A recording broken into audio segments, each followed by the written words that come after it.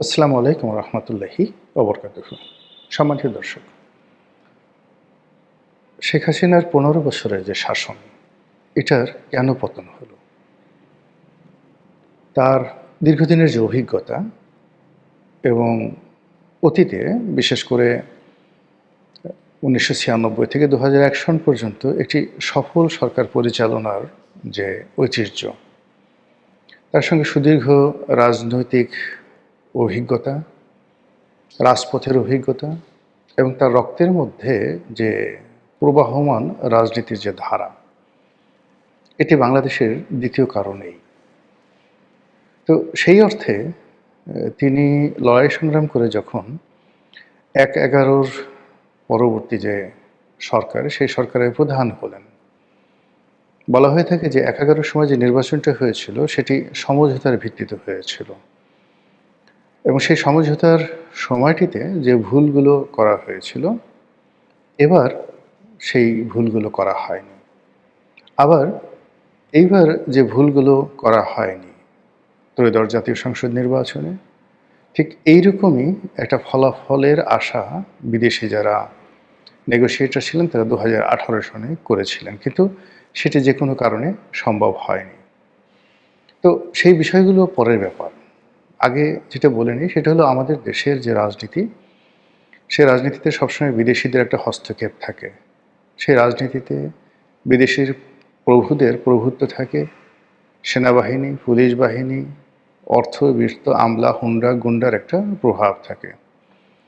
আর বিশেষ করে সেই যে সামরিক শাসনের আমল থেকে, সেটা খন্দকার মোশতাকের সেই সামরিক শাসন বলেন, কিংবা ধরুন জিয়াউর রহমান সাহেবের সামরিক শাসন বলেন, ঠিক সেই সময় থেকে নির্বাচন যেভাবে ম্যানুপুলেট হচ্ছে, যেভাবে হা না ভোট, যেভাবে ঠিক রাতের ভোট, দিনের ভোট, গৃহপালিত বিরোধী দল ইত্যাদি যে সংস্কৃতিগুলো, এটা অপসংস্কৃতি বলা হবে, সংস্কৃতি নয়, যেগুলো চালু হয়ে আসছে আমাদের দেশে, এটা তো থামছে না।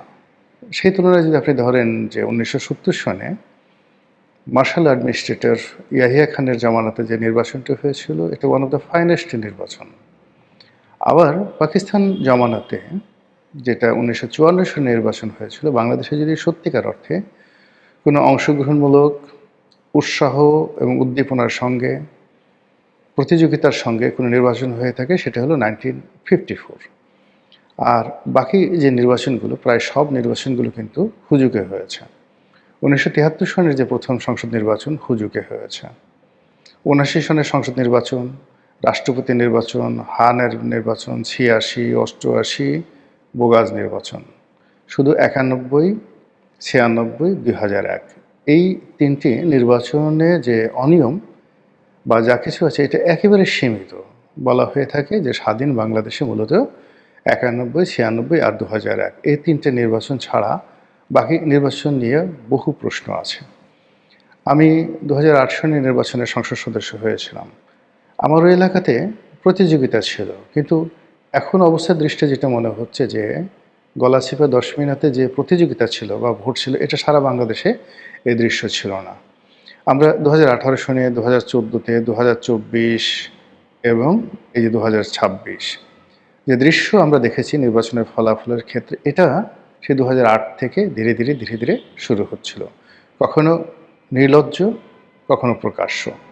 তো এনিওয়ে, এইবার অবিশ্বাস্যভাবে জামাতের যে জোট, তারা ৭৮টি আসন পেল।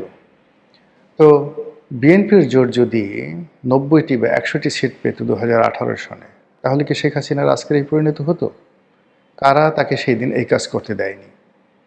তো এই যে এরকম অনেকগুলো প্রশ্ন। আর এখন যে দৃশ্যগুলো আমরা দেখতে পাচ্ছি, কেউ শেখ হাসিনার সঙ্গে এই মুহূর্তে নেই। আর যারা পালিয়ে আছেন, তার সঙ্গে যারা আছেন, তারা মানে কেউ নৈতিকভাবে বাংলাদেশে আসবে, আগামীতে রাজনীতি করবে, তাদের বিরুদ্ধে যে সকল মামলা মোকদ্দমা, দুর্নীতির অভিযোগ আছে, এইগুলো তারা কাটিয়ে উঠে আবার রুখে দাঁড়াবে, এটা কার্যত অসম্ভব বিষয়। অলৌকিক কিছু যদি না ঘটে, তাহলে হয়তো মানে ওই ধরনের যারা রাজনীতিবিদ তাদেরকে আর বাংলাদেশে বরণ করে নেওয়া হবে না। আওয়ামী লীগ ফিরে আসবে, এখনও আওয়ামী লীগ আছে, হয়তো নতুন নেতৃত্বে। এমনকি যদি বর্তমান সরকার ফেল করে, সেক্ষেত্রে আওয়ামী লীগ আরেকটি নির্বাচন এলে ক্ষমতায় আসবে, সেটাও ঠিক আছে। কিন্তু যাদের বিরুদ্ধে দুর্নীতির অভিযোগ হয়েছে, যাদের বিরুদ্ধে অনিয়ম, সন্ত্রাস, টাকা পাচার, এই মানুষগুলো আপনারা লিখে রাখেন যে বাংলাদেশে আর কখনো ফিরে আসতে পারবে না। তো সেই অর্থে আওয়ামী লীগের যে সকল নেতৃত্ব বিলো 60 এই মুহূর্তে আছেন, যাদের বয়স 60-এর নিচে, মূলত তারাই আগামীর নেতৃত্বে আসছে। এর বাইরে 60-এর উপরে যারা আছেন তারা বয়সের কারণে, অবস্থানের কারণে মূল ধারায় আর আসতে পারবেন না।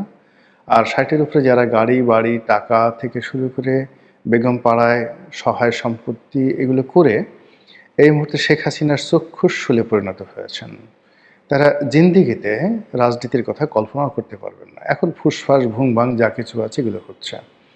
তো যেটা বলছিলাম আজকের এই শিরোনাম, সেটা হলো যে শেখ হাসিনার যে পতনগুলো হয়েছে, এখানে পতনগুলো বলতে তিনি যে কেবলমাত্র ক্ষমতা হারিয়েছেন তা নয়, তিনি তার পিতার সম্মান হানি করেছেন।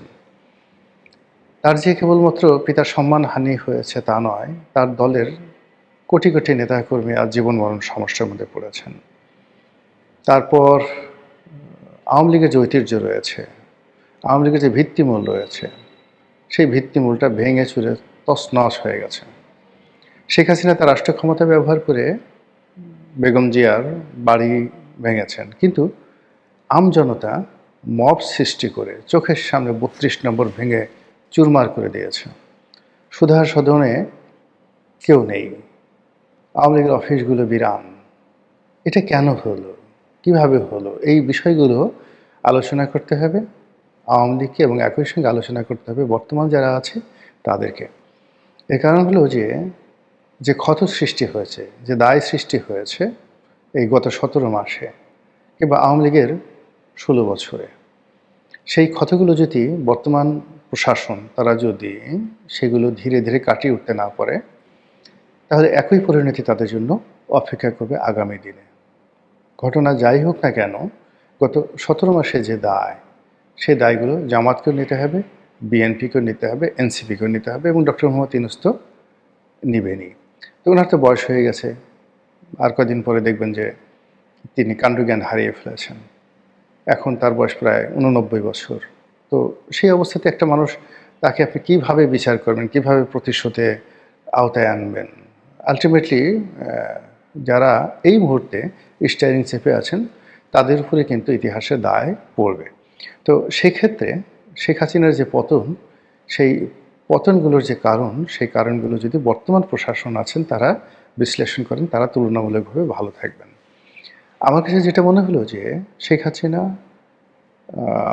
2008 থেকে 2013 পর্যন্ত মোটামুটি চমৎকারভাবে চালিয়েছিলেন প্রশাসন, অসাধারণ সুন্দরভাবে চালিয়েছেন, এবং তার যে মাস্টার প্ল্যানগুলো ছিল, ব্যাকবোনগুলো ছিল, এই যে মেট্রো রেল, তারপরে এক্সপ্রেসওয়ে, তারপরে অন্যান্য যে সকল মেগা প্রকল্প, পদ্মা সেতু, এগুলো কিন্তু তার প্রথম টার্মেই করা হয়েছিল। পরবর্তী টার্মে যে জিনিসগুলো নেওয়া হয়েছে ওইগুলোর কন্টিনিউয়েশন, কিন্তু চিন্তার কোনো নতুনত্ব আসেনি। এখন প্রথম টার্মে তার সঙ্গে যারা যারা ছিলেন, দলের মধ্যে যে গণতন্ত্রগুলো ছিল এবং দলের যারা ত্যাগী পরীক্ষিত নেতাকর্মী ছিলেন, সবাইকে তিনি কিন্তু মোরাললেস মূল্যায়ন করেছিলেন। অজয় পাড়াগাঁয়ের একজন আওয়ামী লীগ নেতা, তিনিও শেখ হাসিনা দ্বারা মূল্যায়িত হতেন। তিনি তখনও সেই আমলাদের স্যার হয়ে ওঠেননি, তখনও আপা ছিলেন। গণভবনের দরজা তখনও বন্ধ হয়নি। তো যেই মুহূর্তে 2014 পরে কি করলো, একটা বিতর্কিত নির্বাচনের পরে এই আমলাতন্ত্র, দুর্নীতিবাজ আমলাতন্ত্র, তারা তাকে ক্যাপচার করে ফেললো। করোনার সময় তাকে মূলত কার্যত গৃহবন্দী করে ফেললো। আর এই সময়টিতে তিনি যে সকল মানুষের খপ্পরে পড়লেন, আমি ব্যক্তিগতভাবে নাম বলবো না কারো, এদের সংখ্যা একজন দুজন নয়, এদের সংখ্যা হয়তো কয়েকশো। একেবারে শেখ পরিবারের ভিতরে আছে, শেখ পরিবারের বাইরে আছে, গোপালগঞ্জ আছে, ফরিদপুর আছে, বরিশাল আছে, বিভিন্ন আওয়ামী লীগ প্রধান যে এলাকাগুলো সেই এলাকা আছে। এর বাইরে ঐতিহ্যগতভাবে যে সকল পরিবার ৩ জেনারেশন ৪ জেনারেশন ধরে দল করেন, তাদের মধ্যে অনেক দুর্নীতিবাজ কিন্তু নতুন প্রজন্মের হওয়া সত্ত্বেও তারা কিন্তু এই খন্দকার মোশতাকের মতো হয়ে গিয়েছিলেন। এর ফলে শেখ হাসিনার যে স্বাভাবিক যে বিচার বিশ্লেষণ ক্ষমতা, এটা হ্রাস পায় কয়েকটি কারণে। যেহেতু গণভবনের দরজা বন্ধ, সারা বাংলাদেশ থেকে বিভিন্ন লোকজন এসে একটা সময় যা ইচ্ছা তাই বলতে পারত। মিডিয়ায় যে খবরগুলো ছাপা হতো, সেই খবরগুলো দৃষ্টি আকর্ষিত হতো। আমি জাস্ট একটা উদাহরণ দেই যে, মাহমুদুর রহমান তখনও আমার দেশ ছাপাচ্ছে এবং আমার দেশ তখন জনপ্রিয়তার তুঙ্গে। তো আমি একদিন সকাল 8:30টার সময় যোগাযোগ মন্ত্রীর রুমে গেলাম, জাস্ট 8:30টার সময়। তো উনি 7:30 8টার মধ্যে কিন্তু সৈয়দ আবুল হোসেন সাহেব তার মন্ত্রণালয়ে চলে আসতেন। এসে তিনি সবার আগে সব পত্রিকাগুলো পড়তেন। তো উনি সবার আগে যে পত্রিকাটা পড়তেন সেটা হলো দৈনিক আমার দেশ পড়তেন, সৈয়দ আবুল হোসেন। এবং সেখানে রেলওয়ে থেকে শুরু করে যোগাযোগ মন্ত্রণালয়ের সেই দিনের যত রকম নেতিবাচক খবর, সেই খবরগুলো তিনি মার্ক করেছেন। এরপর যখন 9টা বাজলো, সবাই কর্মকর্তারা এলো, তিনি সবাইকে জিজ্ঞাসা করলেন এগুলো কি হয়েছে। তো আমলারা আমার সামনেই তারা বললেন যে জি স্যার, পত্রিকায় যে রিপোর্ট ছাপা হয়েছে এগুলো সত্য। তো বোঝার চেষ্টা করুন এটা 2009 সনের ঘটনা। তো এরকম যে ট্রান্সপারেন্সি যেটা ছিল সেটা 2019-এ ছিল না, কিংবা 2023-এ ছিল না। যদি থাকতো তাহলে শেখ হাসিনা অনেক ভালো করতেন। বরং আমরা যারা এত কথা বলতাম, আমাদেরকে নানাভাবে ভিলেন বানিয়ে এমন অবস্থা তৈরি করা হয়েছিল যে গণভবন থেকে শুরু করে প্রশাসনের সর্বস্তরে আমাদেরকে রীতিমতো ব্লক করে দেওয়া হয়েছিল। আমাদের কোনো লেখা পড়া যাবে না, আমাদের কোনো কথা শোনা যাবে না, এবং আমরা যদি কোনো কথা বলতাম সেই কথা ব্ল্যাক আউট করে দেওয়া হতো যেন শেখ হাসিনার কানে না যায়। ফলে তিনি সবসময় একটা চার্মিং মোডে থাকতেন, সবসময় ইতিবাচক মনে করতেন তিনি রাইট, তাকে যা শোনানো হচ্ছে সবই ঠিক আছে, এবং টিল নাও এখনও পর্যন্ত তাকে কিন্তু ওইভাবে কিন্তু বোঝানো হচ্ছে যে আপা সারা দেশটা তছনছ হয়ে যাচ্ছে, সমস্ত মানুষ আপনার আশায় বসে আছে, আপনি গেলেই টুস করে ক্ষমতায় বসে পড়তে পারবেন। তা এইরকম চারিদিকে যখন বিভিন্ন প্রণোদনাকারী বা বিভিন্ন প্রবোধ দানকারী চাটুকার তেলবাজরা যখন এই ধরনের কথাবার্তা বলে, আর সেটাকে যাকে বলা হয় নিয়ন্ত্রণ করার জন্য যে মিডিয়া লাগে, দেশি এবং বিদেশি মিডিয়া, তার সঙ্গে প্রধানমন্ত্রীর সরাসরি যোগাযোগ থাকার দরকার আছে, যেটা অতীতে 2014 সনের পরে ওনার সেই জিনিসটা ছিল না। দ্বিতীয়ত হলো যে সত্যিকার অর্থে মন্দ লোকগুলো যারা অতীতে বঙ্গবন্ধুকে ডুবিয়েছেন, শেখ কামালকে ডুবিয়েছেন, শেখ জামালকে ডুবিয়েছেন, তারপর আরও অনেককে ডুবিয়েছেন, সেই সমস্ত মানুষগুলো বা তাদের সন্তান সন্ততিরা 2014 সনের পরে শেখ হাসিনার খুব কাছাকাছি চলে আসে, এবং এদের প্রয়োজনায় শেখ হাসিনা একটা সময় তার মধ্যে একটা আত্মবিশ্বাস জন্ম নেয় যে তিনি যতদিন জীবিত আছেন ক্ষমতায় থাকবেন, তিনি যেখানে হাত দেন সেখানে স্বর্ণ ফুলে যায়, তিনি যা ইচ্ছা তাই করতে পারেন, তিনি যাকে ইচ্ছা তাকে রাষ্ট্রপতি বানাতে পারেন, যাকে ইচ্ছা তাকে স্পিকার বানাতে পারেন।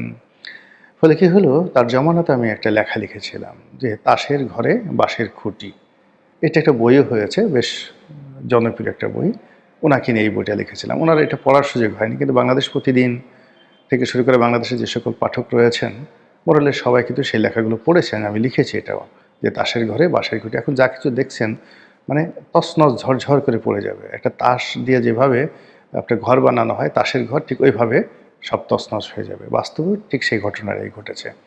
অবাক করার ব্যাপার হলো যে এখন আওয়ামী লীগের যে সমস্ত লোক দেশের বাইরে আছেন, তারা এই মুহূর্তে যে সমস্ত আমলা কামলা বা যারা এখন অবশিষ্ট রয়েছেন প্রশাসনে, তারা বর্তমান সরকারের সাথে যে সকল কথাবার্তা বলছে এবং যেভাবে আওয়ামী লীগের বিবোধ গাইছে, এতে করে আওয়ামী লীগের লোকজন যারা আছে তারা আরও হতাশ হয়ে পড়েছেন। তাদের বক্তব্য হলো যে অতীতে যে মীর জাফর বা খন্দকার মোশতাকের নামে আমরা গালাগাল দিতাম, কিন্তু এই যুগে কী হলো, কোন মোশতাক এলো, কোন মীর জাফর হলো, এদের এরকম চরিত্র কেন, বাংলায় কেন এত মোশতাক হয়, কেন এত মীর জাফর হয়? এই যে আওয়ামী লীগের যে আর্তনাদ, সে আর্তনাদ যেন বর্তমান বিএনপি শুনতে পায়, বর্তমান প্রধানমন্ত্রী শুনতে পায়, এবং সেই অনুযায়ী যদি সে ব্যবস্থা নেয়, আশা করি তার ভাগ্যে শেখ হাসিনার পরিণাম নাও হতে পারে। মহান আল্লাহ আমাদের সবাইকে হেদায়েত দান করুন এবং হেফাজত করুন। আসসালামু আলাইকুম ওয়া রাহমাতুল্লাহি ওয়া বারাকাতুহু।